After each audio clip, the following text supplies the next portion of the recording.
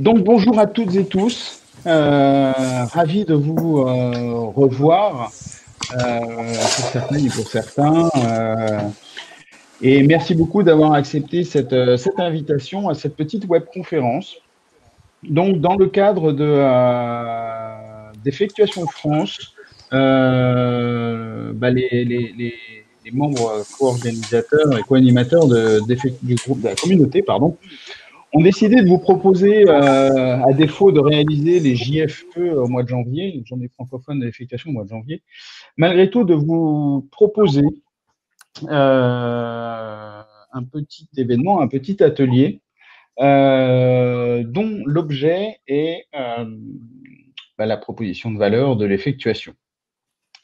Alors, je vais partager mon écran. Là. Voilà. Tout le monde voit bien l'écran, c'est bon? Oui.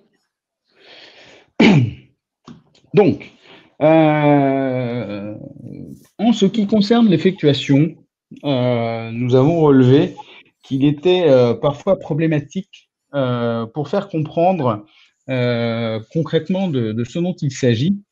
On utilise souvent différentes locutions pour la présenter. Certains parlent de philosophie d'action, d'autres parlent de logique d'action, voire même de méthode.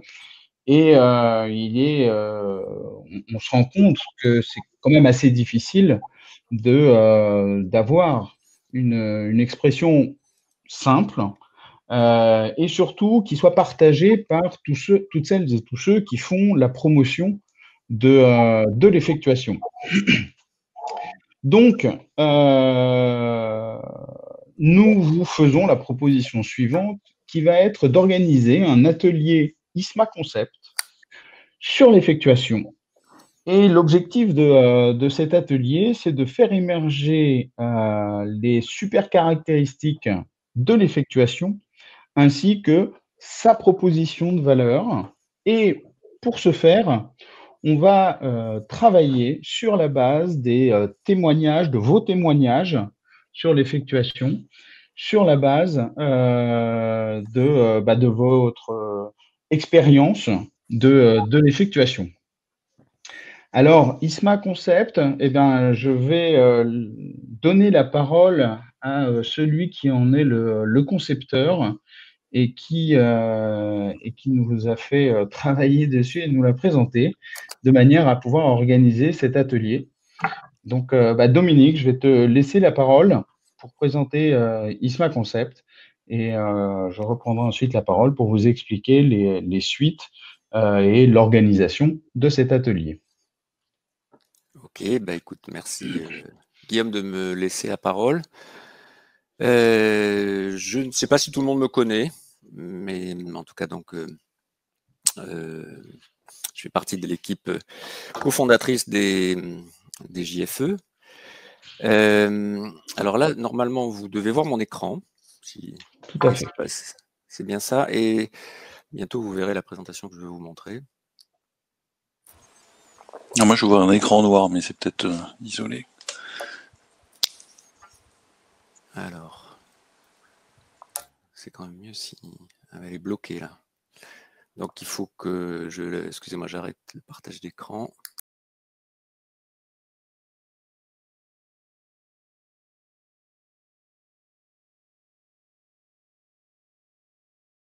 Là, je vais faire une présentation que j'ai faite à l'occasion de la présentation du dernier livre de Philippe, enfin en tout cas la deuxième édition de son livre sur l'effectuation.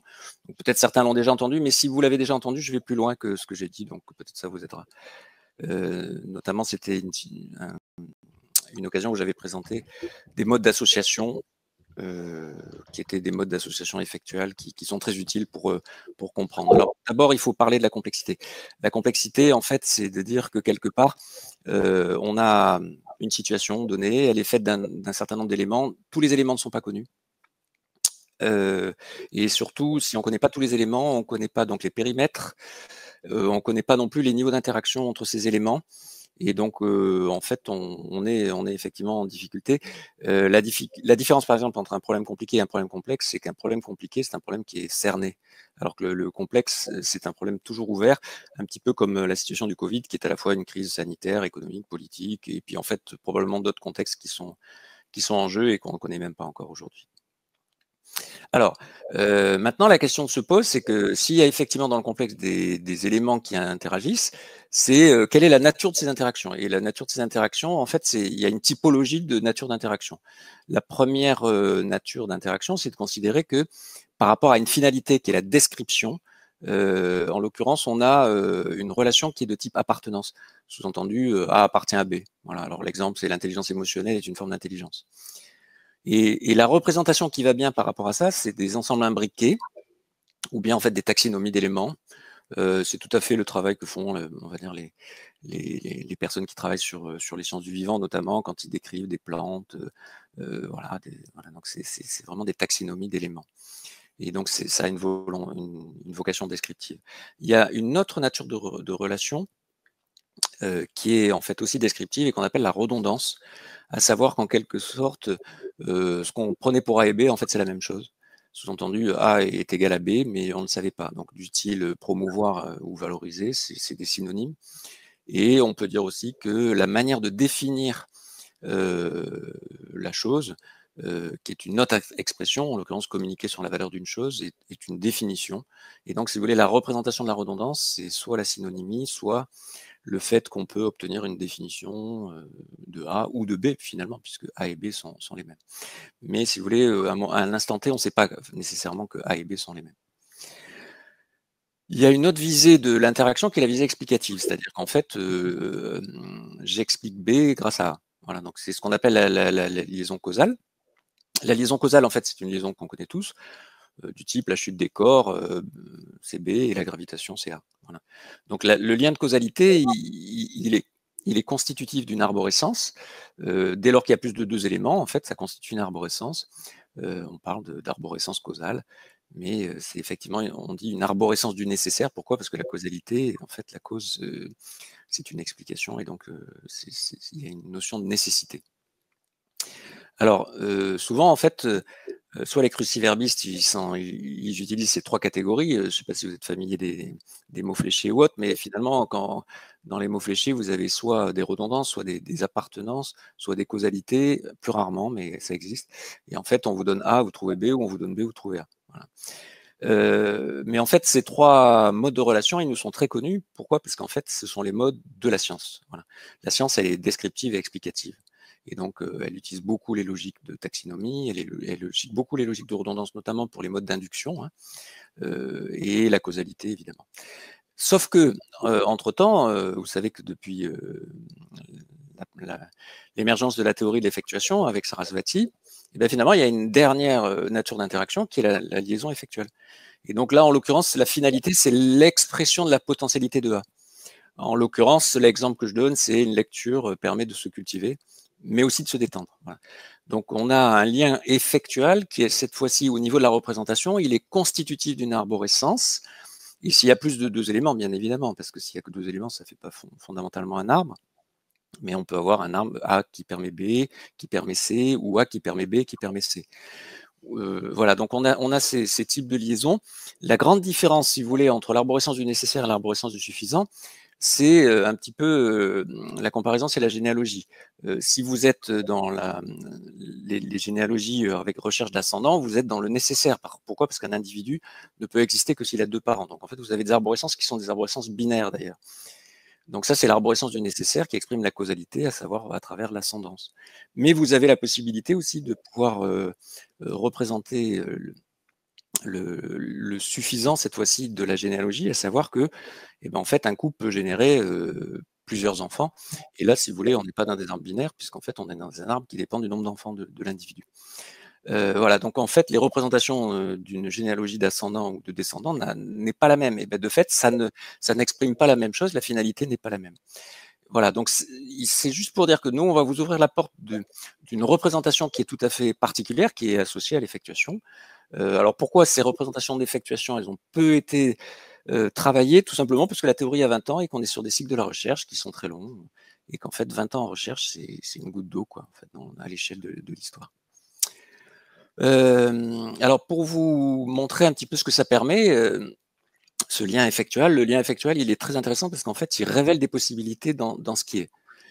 En l'occurrence, si on prend les 11 éléments de l'inventaire à la Prévert, on se retrouve notamment alors avec une pierre, un jardin, une douzaine d'huîtres. Enfin, je vous laisse regarder les éléments. Mais ce qu'on sait dire, c'est qu'en fait, quand on voit ça, on se dit so what, quoi. Comment relier les éléments, je sais pas. Qu'est-ce que ça permet? J'en sais pas grand-chose. Je vois rien. En fait, je suis dans un brouillard.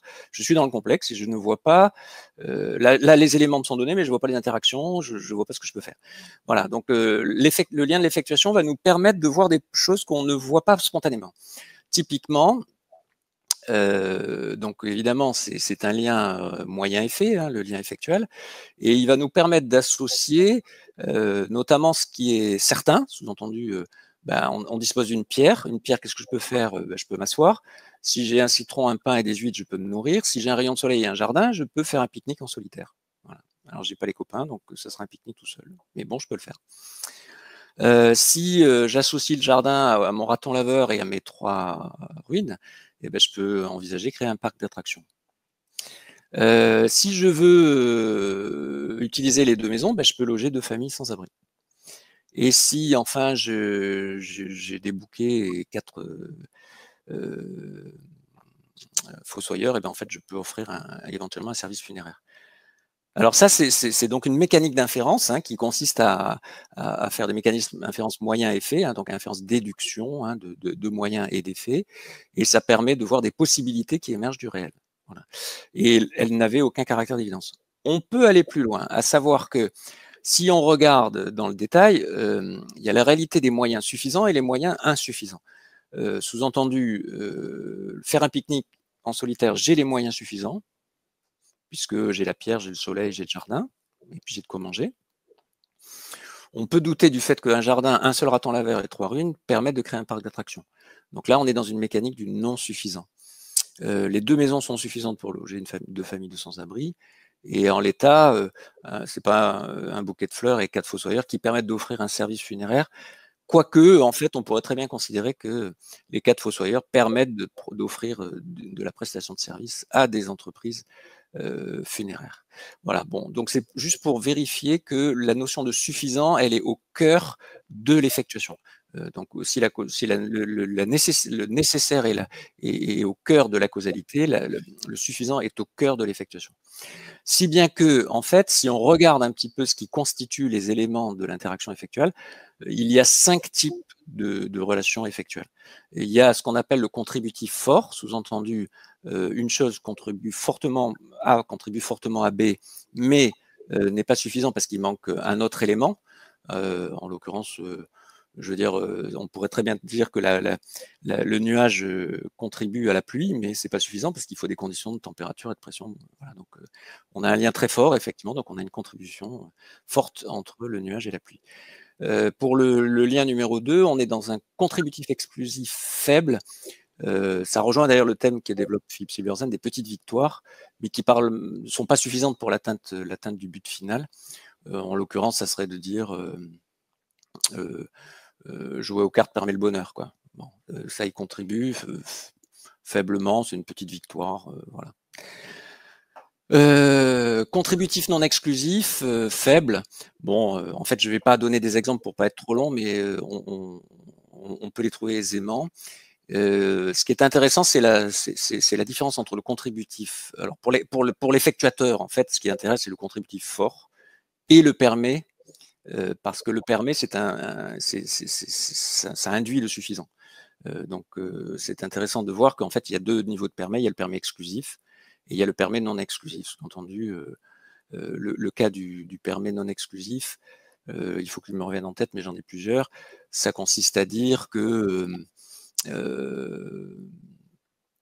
la pratique du sport permet de se développer, de développer ses compétences corporelles, mais ça permet aussi de développer le mental. Les 2 sont vrais et ce sont des permis non exclusifs et ils sont suffisants en fait. Voilà. Bon, donc c'est toutes ces notions-là qui sont à la base en quelque sorte d'un outil de data mining effectuel qui consiste à dire que dans une masse d'informations, alors là on est parti sur le cas effectivement de l'inventaire de Prévert, mais on peut très bien partir sur une autre sur une base de données de talent ou justement de qualité que pourrait avoir l'effectuation, et c'est ces éléments constitutifs de données brutes qui, reliés, permettent de voir, alors reliés à travers deux liens essentiellement parmi ceux qui vous ont été cités, c'est-à-dire la redondance, surtout pas l'appartenance et la causalité, bien évidemment, et le lien effectuel, contributif fort et qui permet en l'occurrence de voir les potentialités qui sont là et qu'on ne voit pas parce que de fait on est noyé dans une masse. Voilà. Donc c'est un outil qui a été développé dans une perspective de talent au départ, hein, pour arriver à faire dégager les super talents d'un individu et notamment la surcapacité que peut avoir un individu de par un parcours de vie spécifique. Mais on s'aperçoit aussi que cette méthode, elle est utilisable pour trouver la proposition de valeur. Cette fois-ci, on parlera peut-être pas de talent ou de surcapacité pour une marque, mais on peut très bien imaginer qu'une marque ou un produit véhicule un certain nombre, ou un concept en l'occurrence pour l'effectuation, véhicule en quelque sorte une proposition de valeur qui d'un coup, alors qu'elle était implicite ou voire pas connue, comme on a du mal à le définir spontanément avec l'effectuation, devient explicite et partageable, parce qu'à partir du moment où elle est explicite, elle est partageable. Voilà, donc c'est cette systématisation de la pensée effectuelle dont en fait, qui est l'apanage de cette méthode ISMA Concept qu'on va utiliser dans le cadre de ce travail que propose Guillaume. Et j'en ai fini, et je suis désolé d'avoir eu des petits problèmes techniques, mais bon, ils ne sont pas de mon fait. Et j'arrête le partage de mon écran. Je ne sais pas s'il y a des questions. Guillaume, tu reprends la main?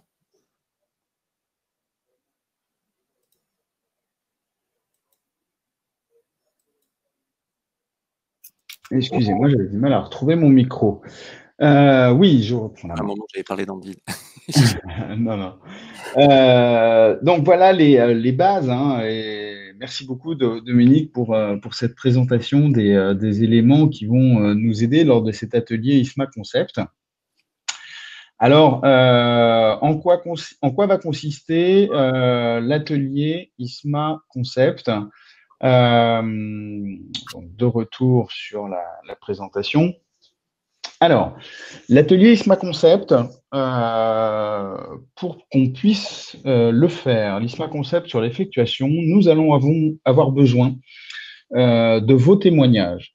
Vos témoignages, ça va être quelques lignes renseignées sur le formulaire que vous voyez à l'écran et que je remettrai dans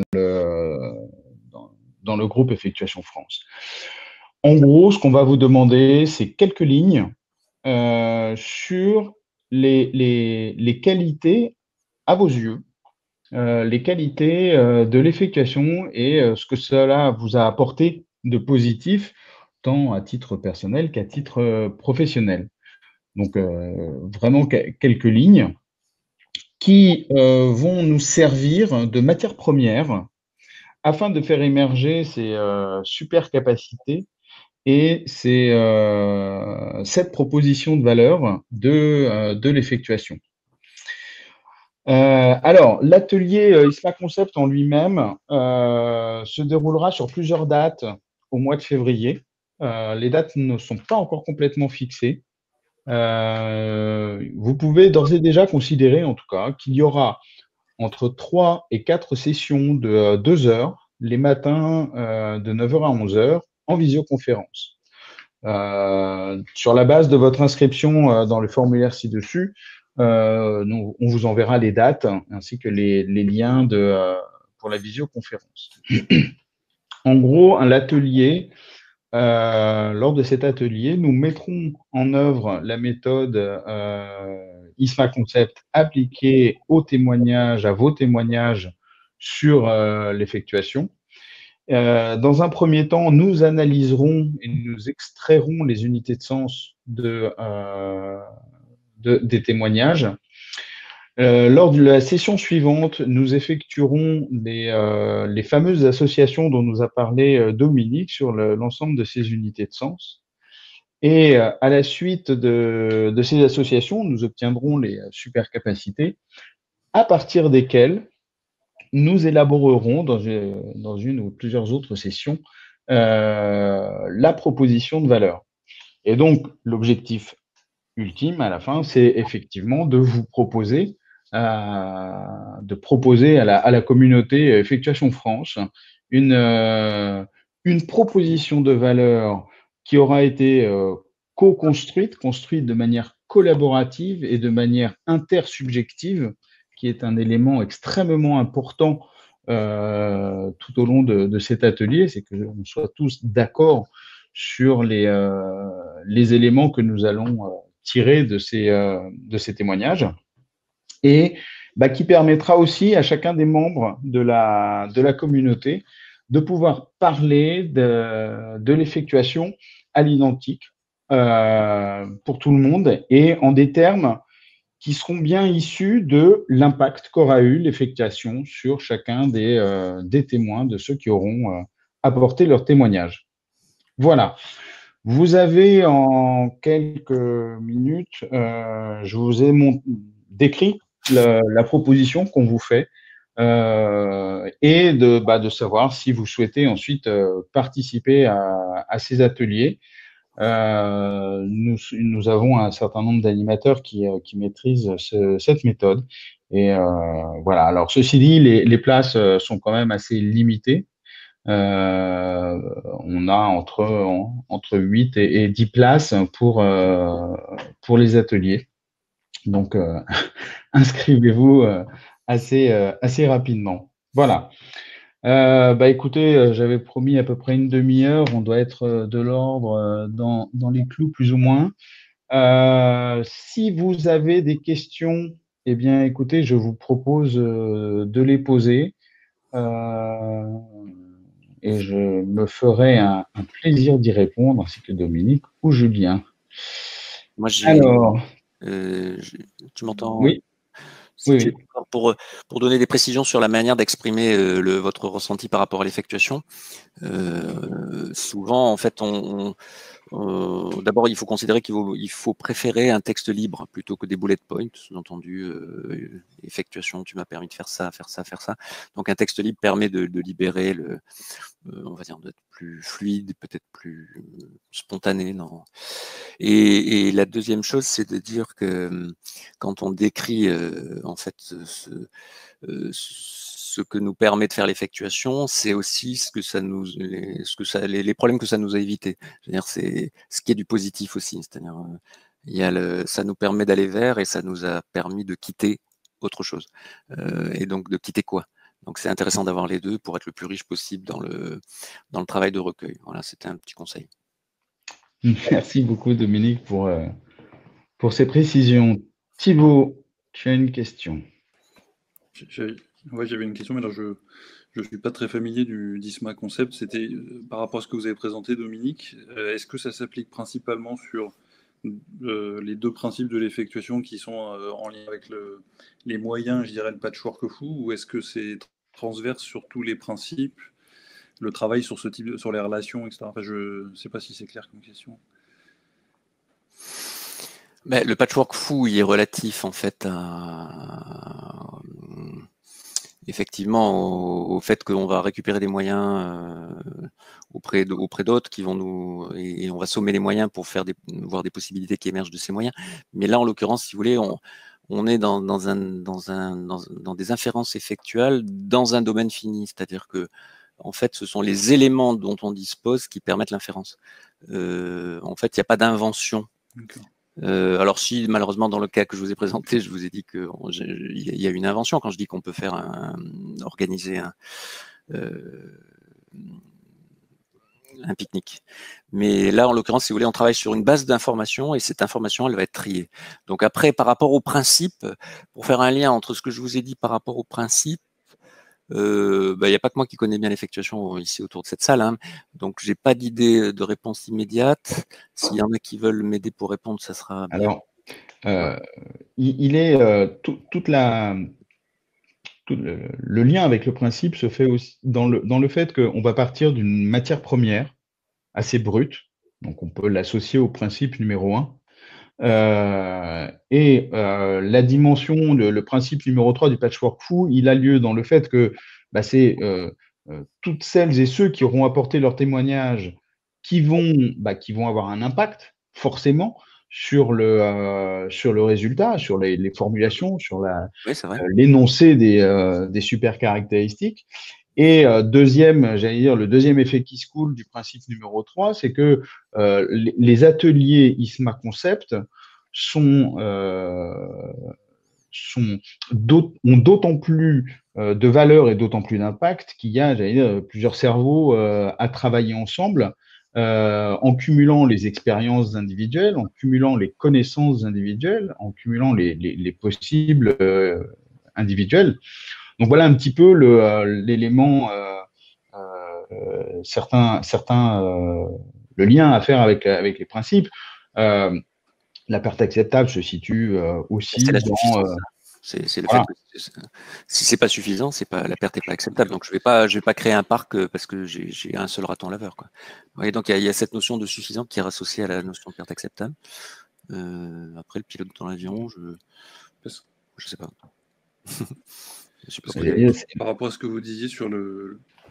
Pardon. Par rapport à ce que vous disiez, ça me pose une question, notamment quand on va articuler par exemple l'effectuation au design thinking, où là on ouvre un peu un champ créatif. Alors là, le problème c'est que si on fait ça avec un prisme effectuation. Oui, j'entends. L'effectuation, si vous voulez, c'est un principe de transformation basé sur une inférence moyen-effet. Donc ça veut dire que c'est un postulat transformatif.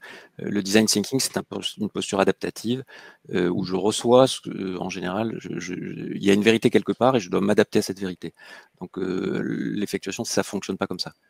Si vous voulez, il y a un futur quelque part, il est optimum et je dois m'adapter à lui. Ça, c'est les postures notamment qu'il y a en adaptatif. Notamment dans tout ce qui est relatif à l'agilité. Là, l'effectuation, c'est tout à fait autre chose. L'effectuation, c'est de considérer qu'en fait, il ne s'agit pas de travailler soit sur un futur déterminé, soit sur un futur adaptatif. Il s'agit de travailler sur un futur que j'ai choisi et que vous avez choisi. Et c'est tout à fait différent. Donc, c'est Lean Startup, c'est-à-dire c'est une réponse à « je vais faire un produit qui répond à mon client ». Là, je dis « je vais construire un produit qui plaît à mon client et qui me plaît à moi ». C'est pas pareil. C'est donc un mode d'inférence. C'est un mode très spécifique. C'est une posture spécifique qu'on appelle transformative et pas adaptative. Voilà, c'est ça la différence. Est-ce qu'il y a d'autres questions par rapport à l'atelier, le témoignage, etc.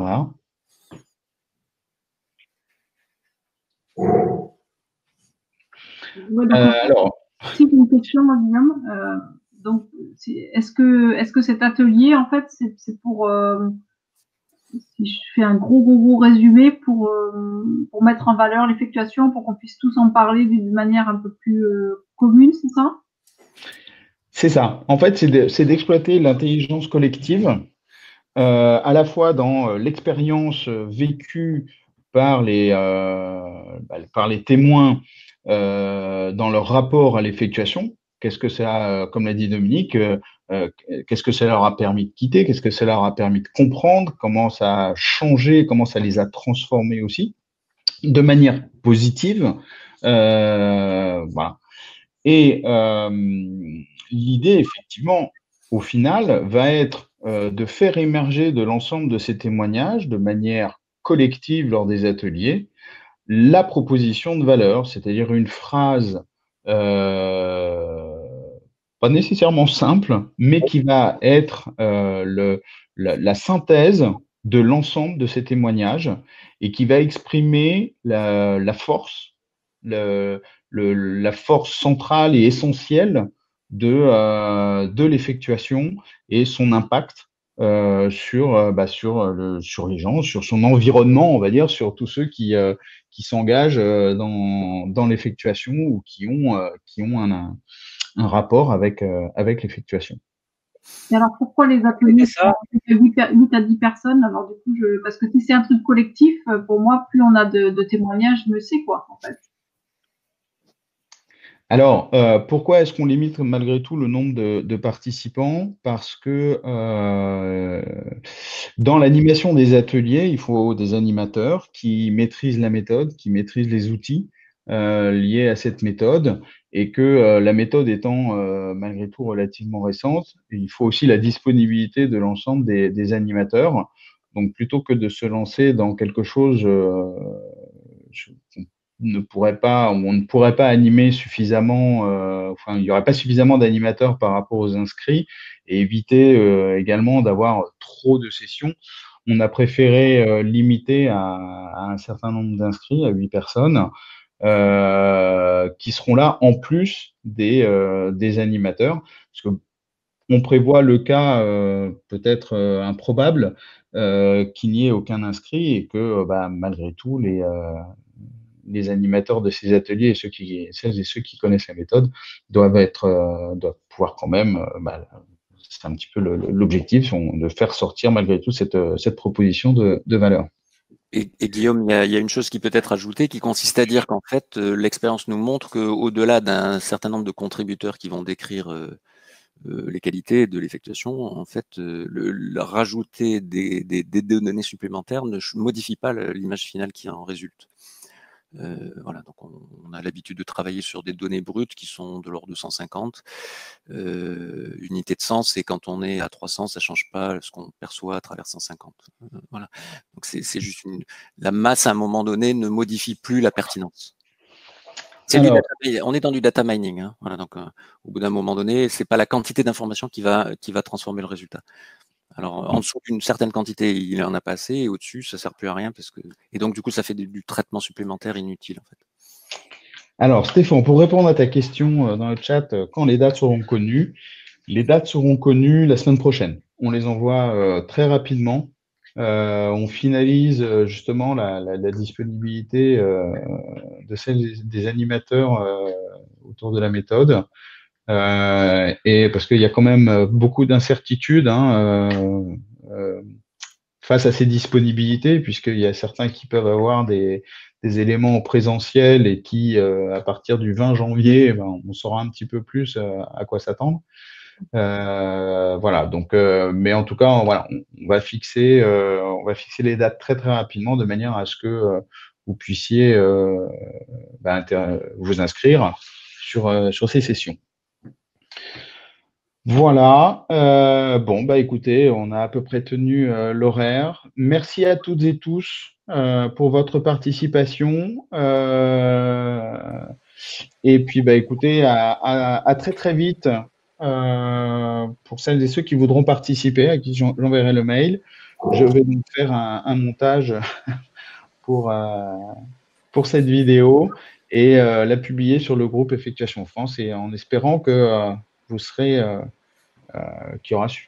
on va remplir tous les inscrits et toutes les places disponibles pour les ateliers. Voilà. Merci beaucoup. Encore une fois, très belle année à chacune et chacun d'entre vous. Et rendez-vous à très très vite. Merci. À bientôt. Merci. Au revoir. Au revoir.